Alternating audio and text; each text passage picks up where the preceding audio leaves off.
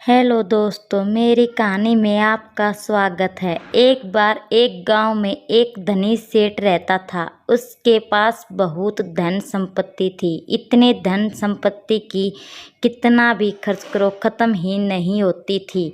लक्ष्मी जी का मन तो होता है चंचल, कभी यहाँ कभी वहाँ। उसका सेठ के यहाँ से मन भर गया था। अब वह किसी दूसरे के यहाँ जाने के लिए तैयार हो गई। एक बार सेठ को सपना आया, एक सुंदर सी नारी लाल रंग की साड़ी में उसके घर से जा रही है। सेठ ने पूछा, हे देवी, आप कौन हो? मेरे घर आप कब आई थी और अब कहाँ जा रही हो? लक्ष्मी बोली, मैं आपके घर की बेबे लक्ष्मी हूँ।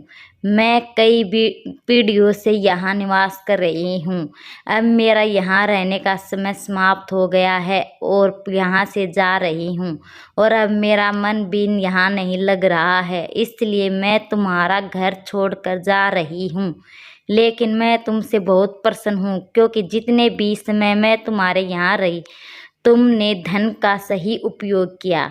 हमारे यहाँ तुमने हमेशा संतों को भोजन कराया और उनकी सेवा की और गरीब को भोजन कराया, इसलिए मैं तुमको एक वरदान देना चाहती हूँ।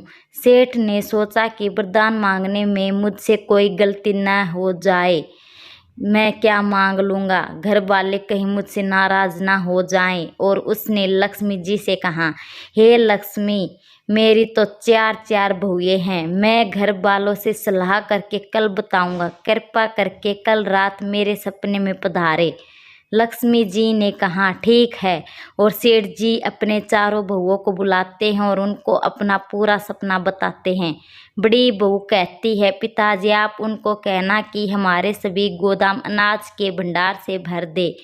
दूसरी बहू कहती है, अनाज के भंडार में तो कीड़े लग जाएंगे, जिससे सारा अनाज खत्म हो जाएगा।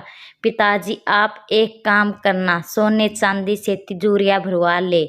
तीसरी बहू बोली, पिताजी आप ऐसा करो, हम चारों के लिए धन से भरे महल मांग लो। खूब तो धन रहेगा और हमारे आने वाली पीढ़ी भी ऐश करेगी। ये बात सुनकर चौथी बहू सोच में पड़ जाती है। उनका परिवार धार्मिक प्रवृत्ति का होता है। बचपन से ही उनके यहाँ सत्संग होता था, ब्राह्मणों की सेवा की जाती थी, कथा पाठ होते थे। फिर वह बोलती है, पिताजी लक्ष्मी जी को जाना है तो वो जाएगी, फिर हमारे यहाँ धन संपत्ति नहीं रहने वाली। अगर धन टिक भी गया तो हमारी आने वाली पीढ़ी आलसी और अहंकारी हो तो जाएगी। आप उनसे यह तो कभी नहीं मांगना। आप माता लक्ष्मी से कहना कि हे माता लक्ष्मी, आप यहाँ से जाना चाहते हो तो जाए, पर यह वरदान अवश्य देती जाए कि हमारे यहाँ सज्जनों की सेवा हो, हरि कथा होती रहे और आपस में प्रेम बना रहे। अगर प्रेम बना रहेगा तो हम किसी भी कष्ट को मिलकर काट लेंगे। सेठ जी को अपनी इसी बहू की बात पसंद आई और अगले दिन सेठ जी के सामने में लक्ष्मी आई और सेठ जी से पूछा, बताइए आपको क्या वरदान चाहिए। इस पर सेठ जी बोले, माता लक्ष्मी आप जानना चाहती हो तो अवश्य जाइए, लेकिन यह वरदान देते जाना कि हमारे घर में हमेशा सज्जनों की सेवा हो, हरि कथा होती रहे और आपस में प्रेम बना रहे, आने वाले मेहमानों की सेवा हो। यह सब सुनकर लक्ष्मी जी चौंक जाती है और कहती है कि यह तुमने क्या मांग लिया। जिस घर में हर कथा और पूजा पाठ होती हो और प्रेम बना रहेगा, अति स्वागत होगा, वहाँ तो नारायण जी का वास होगा। मैं तो हमेशा उसके साथ रहती हूँ। तुमने तो हमेशा के लिए मुझे अपने यहाँ रहने के लिए विवश कर दिया। लक्ष्मी जी कहती है, तथास्तु। और सेठ के यहाँ घर धन लक्ष्मी से भर जाता है।